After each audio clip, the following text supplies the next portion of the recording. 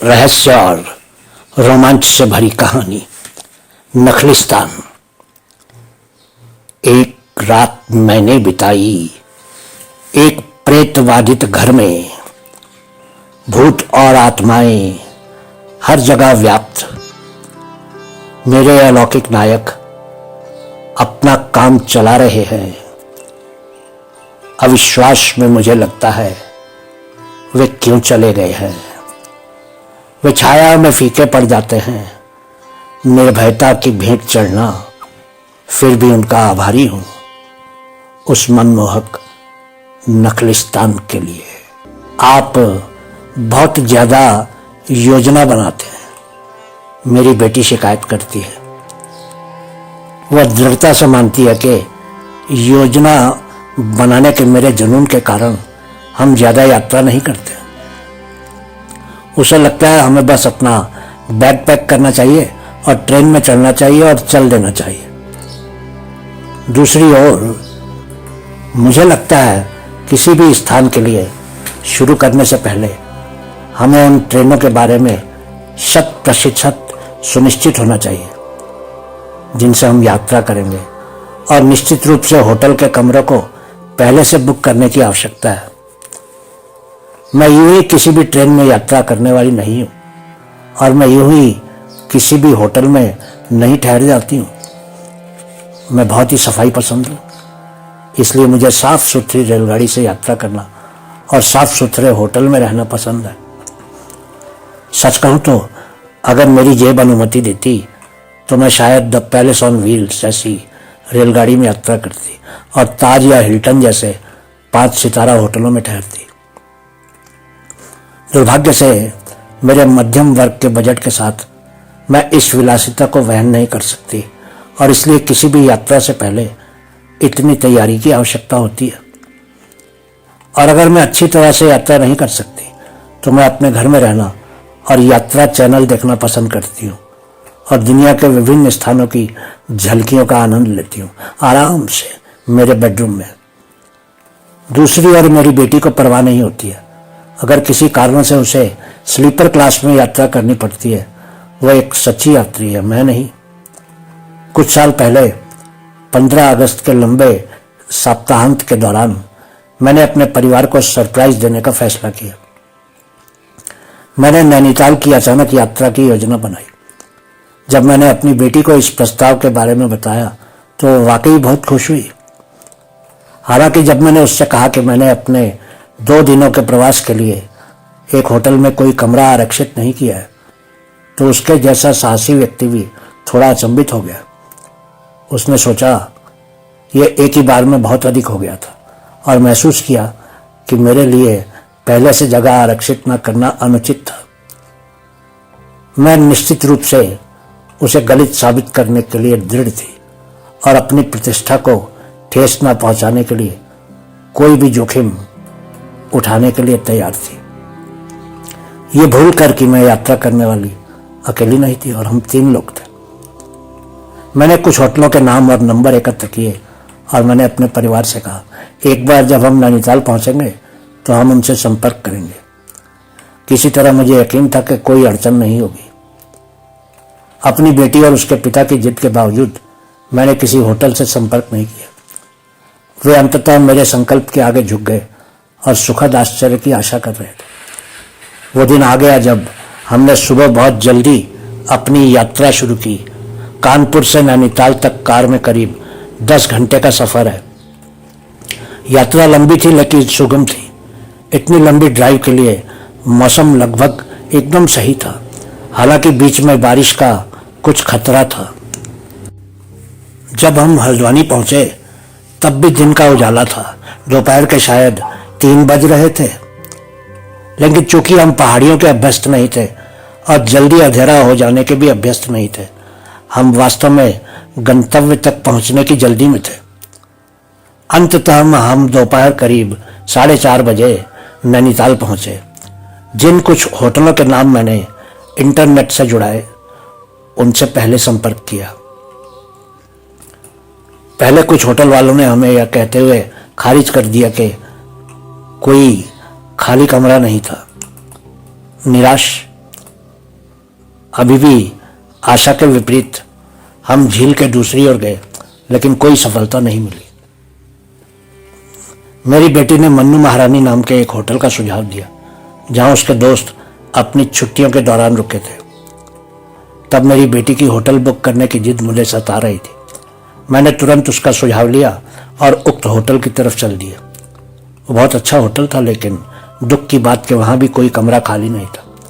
बेटी के निराश चेहरे को देखकर मुझे बहुत दुख हो रहा था। हम एक के बाद एक कई होटलों में गए, लेकिन किसी भी जगह नहीं मिली। समझ नहीं आ रहा था कि क्या किया जाए। जवान बेटी हमारे साथ थी और अंधेरा भी हो रहा था, क्योंकि मेरा चेहरा भी बहुत उदास था।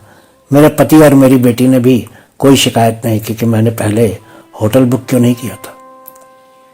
उस समय हमारे पास 3 विकल्प थे। पहला, रात को कार में ही बिताना, जो इस तथ्य को ध्यान में रखते हुए कि हमारे साथ हमारी जवान लड़की थी, बिल्कुल सवाल से बाहर था। दूसरा विकल्प था हल्द्वानी वापस जाकर वहां के एक होटल में ठहरना। और तीसरा विकल्प था नैनीताल से लगभग 100 किलोमीटर की यात्रा करके मुक्तेश्वर जाना और वहां किसी होटल में ठहरना, पर वहां पहुंचने में 3 घंटे का समय लगने वाला था। हम जानते थे कि जब तक हम मुक्तेश्वर पहुंचेंगे तब तक वास्तव में अंधेरा हो चुका होगा। इसके बावजूद हमने मुक्तेश्वर में एक रात के लिए फोन पर एक होटल आरक्षित किया। आखिरी बार मैंने नैनीताल में ही कुछ और होटलों की कोशिश की, लेकिन ऐसा लग रहा था कि पूरे भारत ने उस सप्ताहांत के लिए नैनीताल का दौरा करने का फैसला किया था। मैं कुछ समझदार विकल्प खोजने की कोशिश में निराश होकर अपनी कार में बैठ गई। भगवान ने शायद मेरी हताश प्रार्थना सुन ली थी। मुझे अचानक एक अच्छा विचार आया और मुझे याद आया कि मेरी एक सहेली का परिवार नैनीताल में रहता था। मैंने तुरंत ही अपनी सहेली से फोन पर बात की। बात करते हुए मैं बहुत घबराई हुई थी। आज भी मेरी सहेली मुझे वो फोन कॉल याद दिलाकर चिढ़ाती है। जब मेरी सहेली ने मेरी और मेरे परिवार की परेशानी सुनी और मेरी घबराई हुई आवाज सुनी, उसने तुरंत ही अपने कुछ दोस्तों को फोन करके कहा कि वो हमारी मदद करें। कुछ देर के बाद मेरी सहेली ने मुझे फोन किया और बताया कि उसने एक होटल में हमारे लिए 2 कमरे बुक करवा दिए थे 2 दिन के लिए, लेकिन वो होटल खुरपा ताल में था, नैनीताल से करीब 1 घंटे की दूरी पर। लेकिन हमारे पास और कोई विकल्प नहीं था। मैंने अपनी सहेली को धन्यवाद कहा और फिर हम खुरपा ताल की तरफ चल दिए, लेकिन शायद वो दिन ही हमारा नहीं था। हमारे रास्ते में एक बहुत बड़ा जाम था। एक दुर्गम यातायात बनाने वाली इतनी सारी कारें, शायद सभी खुरपा ताल जा रहे थे। मुझे लगा कि सभी हमारे होटल डायनेस्टी में ठहरने जा रहे थे। इतनी कारों को देखकर हमने सोचा कि अगर रास्ते के किसी होटल में जगह मिली तो हम वहीं ठहर जाएंगे। चमत्कार ही हो गया। हमें रास्ते में एक होटल में जगह मिल गई, सुबह के मुफ्त नाश्ते के साथ। शाम के करीब 6:30 बज चुके थे। हम कार को छोटे छोटे बजरी से ढके हुए रास्ते पर ले गए और होटल के रिसेप्शन पर पहुंच गए। आश्चर्यजनक रूप से नैनीताल में आगंतुकों की संख्या को देखते हुए यह एक अप्रत्याशित रूप से शांत जगह थी। वास्तव में हम शायद वहां पर अकेले मेहमान थे। लंबे चीड़ के पेड़ों के बीच बसी इस विचित्र जगह को शायद बहुत कम लोगों ने नोटिस किया होगा। घर के चारों ओर सचमुच जंगल था, लेकिन वो होटल या घर बहुत ही साफ सुथरा था और एक बूढ़े पति पत्नी उस जगह को चलाते थे। वो दोनों हमारे स्वागत के लिए आए, जैसे कि वो इंसानों के चेहरों को देखने को तरस गए थे। इतनी लंबी यात्रा के बाद हमें आराम की सख्त जरूरत थी। हमें तुरंत ही हमारे छोटे से कमरे में पहुंचा दिया गया। साफ सुथरे उस कमरे में एक बड़ा सा पलंग था, 2 कुर्सियां थी और एक लकड़ी की शानदार अलमारी थी जिसमें बहुत से दराज थे। लकड़ी का फर्श एक छोटे से गलीचे से ढका हुआ था, थोड़ा घिसा हुआ और फटा हुआ था। बाथरूम भी साफ था और उसमें गीजर भी लगा था। इसलिए हम सभी ने स्नान करने का फैसला किया और अंत में मैं अपनी बेटी और उसके पिता के चेहरों को बिना किसी अपराध बोध के देख रही थी। इस बीच हमने अपने ड्राइवर को रात के लिए कुछ खाने के लिए शहर भेज दिया, क्योंकि मेजबान को हमें रात का खाना उपलब्ध कराने में थोड़ी कठिनाई हुई। उस कमरे में कोई टेलीविजन नहीं था, इसलिए हमारे पास खाना खत्म करने के बाद जल्दी सोने के अलावा और कोई विकल्प नहीं था। हम थक भी गए थे। रात में बिस्तर पर हम तीनों ने कुछ आवाजें सुनी और आश्वस्त हो गए कि हम उस शांत और भयानक घर में अकेले मेहमान नहीं थे। अपनी थकान के कारण कुछ ही देर में हम गहरी नींद में सो गए। अगली सुबह जब हम उठे तो हमने देखा कि हमारा मेजबान परिवार हमारे नाश्ते के साथ तैयार हो रहा था, लेकिन हमारे अलावा कोई और मेहमान नहीं था। हमने उस बूढ़े पति पत्नी से उन आवाजों के बारे में पूछा जो हमने पिछली रात को सुनी थी। उन दोनों ने मुस्कुराकर कहा कि उन्होंने तो ऐसी कोई आवाजें नहीं सुनी थी, लेकिन ये भी कहा कि हमसे पहले भी जितने लोग उस घर में ठहरने आए थे, सभी ने रात को आवाजें सुनने की बात कही थी या शिकायत की थी। किसी तरह हमें थोड़ा अजीब लगा और उनका जवाब पसंद नहीं आया। बहुत जल्द हमने अपना नाश्ता समाप्त किया और डायनेस्टी होटल के लिए रवाना होने से पहले उनका तहे दिल से शुक्रिया अदा किया। रास्ते में हम इस तरह जगह के बारे में चर्चा कर रहे थे और अपनी चिंता व्यक्त कर रहे थे कि इस जगह पर बहुत अधिक आगंतुक क्यों नहीं आते थे। हमारे ड्राइवर ने बीच में हमसे कहा कि उसने पिछली रात उस घर के नौकरों के क्वार्टर में नहीं बिताई थी। उसने कहा कि उसने रात शहर में जाकर कार में ही बिताई थी। उसने बताया कि जब वो हमारे लिए रात का खाना लेने शहर गया था तो वहां उसने कुछ लोगों से उस घर के बारे में पूछा था जहां हमने रात बिताई थी और रात को आवाजें सुनी थी। लोगों ने हमारे ड्राइवर को बताया था कि वो घर तो भूत ग्रसित था। ड्राइवर ने यह भी सुना था कि उस घर में कोई बूढ़े पति पत्नी नहीं रहते थे। ड्राइवर को शहर के लोगों ने बताया था कि उन बूढ़े पति पत्नी की मौत कई बरस पहले हो चुकी थी। ड्राइवर ने यह भी सुना था कि उन बूढ़े पति पत्नी के बेटे ने नौकरी में कुछ समस्याओं के कारण आत्महत्या कर ली थी और फिर उसी घर में बूढ़े पति पत्नी भी मरे पाए गए थे। उन दोनों को गला घोंटकर मारा गया था। उनके मर जाने के बाद वो घर सुनसान हो गया था और कोई उसको खरीदने भी नहीं आया था। हालांकि उस इलाके में जमीन और घरों की कीमतें कई गुना बढ़ गई थी। ड्राइवर की बात सुनकर हमारे तो रोंगटे खड़े हो गए और मैं ड्राइवर पर चिल्लाने लगी कि उसने ये बात हमें पिछली रात को क्यों नहीं बताई थी। उसने कहा कि जब वो रात को खाना लेकर वापस आया था तो उसने देखा कि हम सब ने अपना सामान खोलकर कमरे में रख दिया था और हम सब बहुत थके हुए थे।